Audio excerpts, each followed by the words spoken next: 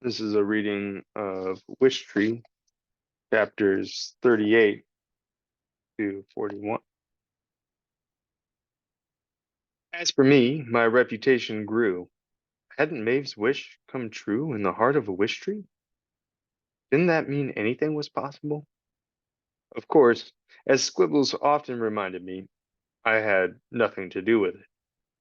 This isn't a fairy tale, Red, he would say. But people are full of longings, and decade after decade, the hopes kept coming. A blessing and a burden it has been all those wishes, all those years, but everyone needs hope. At long last, I stopped talking. Once the words spilled out, it was like trying to stop the wind. In the silence that followed, I felt as the whole world was holding its breath.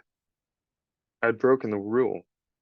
Stephen and Samar still stared open-mouthed at me. They looked as rooted to the ground as I was. Neither had uttered a sound while I had told my story. The front door to Stephen's house opened. Stephen, called his father. What the heck are you doing, young man? Stephen leapt to his feet. Here I come, Dad. Night, Samar. Night, Stephen, she said. Stephen dashed toward the porch, but stopped halfway. He spun around to look at me. Thanks, he said in a quizzical voice, using the same tone he might have if Bongo had just made him pancakes. The door slammed behind him. Samar stood, holding her blanket to her chest. I know I must be dreaming, she said. She headed to her own porch and eased open the door. I just wish, she added with a smile, that I didn't have to wake up.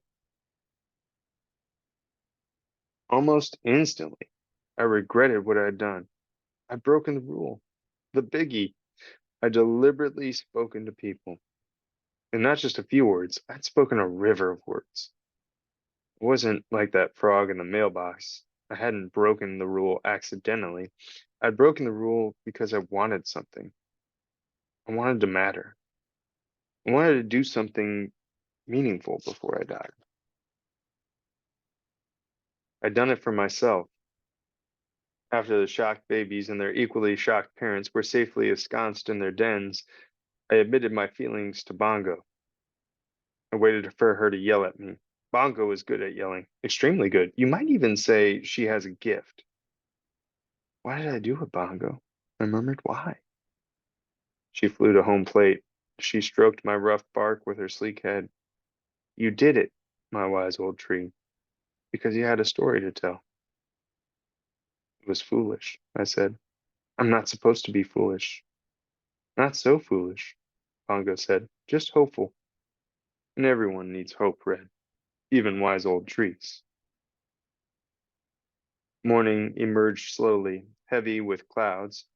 Light rain had fallen just before dawn, soothing my leaves, if not my mood. Oddly, the ground felt saturated. Spring was always muddy, of course, but this was unusual.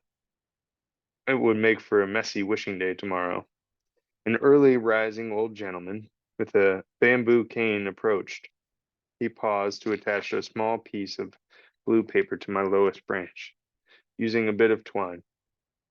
He didn't say his wish aloud, so I couldn't tell what it was, but he had a satisfied smile as he stepped carefully through the soggy grass. No doubt I'd be seeing more wishes today. Many people came early to grab an easy to reach spot. This would probably be my last wishing day. How could it be how how could it be that my first one, that long ago day with Maeve, still seemed as fresh in my heart as the conversation with Stephen and Samar from the previous night? Car slowed to a crawl near the curb. I saw an arm blur and then splat. Something hit my trunk. Splat, splat. Two more times. The car roared off with a screech of tires. Bongo was the first to report the damage. Raw eggs, she said. I'm assuming that didn't hurt. Didn't feel a thing, I said. Fresh baked bread, hairy spiders, and Big U ventured to inspect the situation. Big U slipped under the police tape and licked some of the yolks sliding down my trunk. Mmm, she murmured. Raw, just the way I like 'em. Hey, Pig, share the wealth, Harry Spider snapped as she and Fresh joined her. Agnes watched from her perch. I'd much prefer a squirming mouse pup, she said. It's all yours, ladies. What a nice surprise, Big U said between slurps. This is not nice, Bongo said. This is people at their worst. Still, said Harry Spiders, licking her paws, be ashamed to let perfectly good egg goo go to waste. One creature's nastiness is another creature's nibble. Big U gave a satisfied burp, and the animals scampered back to their homes. The door to Stephen's house opened. He walked over to me, saw the eggshells scattered like puzzle pieces, and scowled. Samara was next, a backpack slung over her shoulder, and books clutched to her chest. She leapt over a muddy puddle and joined Stephen. Jerks, he muttered, gesturing toward the egg remains. Sorry, Samara. But Samara held up her hand. Stephen, she said in a low voice. Last night. Stephen nodded ever so slightly. His eyes locked on me. Last night, he repeated, as if they were speaking in code. The tree. The tree. You heard what I heard? Samara asked. Did. Samara looked right at Stephen. You heard the tree? I heard the tree. Samara gave a little nod. So it was maybe a trick? Somebody playing a joke on us? Or maybe we were both sleepwalking at the same moment? Stephen suggested. He nodded as if trying to convince himself. Yeah, sleepwalking. Have you ever sleepwalked before? No, but there's a first time for everything. They stood there, looking at me expectantly, willing me to speak. At least, that's how I felt. I stayed silent. I said my piece, and I regretted it. Stephen, Samar said softly, whatever happens, we can't tell a soul about this. Deal? Deal. Ever? Ever. Samar sighed. People would say we were crazy, and they'd probably be right, said Stephen. Samar jutted her chin at me. Tree, do you have anything to add? I didn't say a word. Samar and Stephen shared a smile. Figured it was worth a shot, she said. They headed off to school together. Stephen's father came out onto the porch.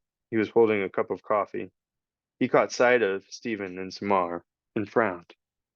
A moment later, Samar's mother stepped out of the blue house, her keys jangling, a briefcase over her shoulder. She followed the neighbor's gaze. Both parents watched in silence until Stephen and Samar, walking side by side, disappeared from view.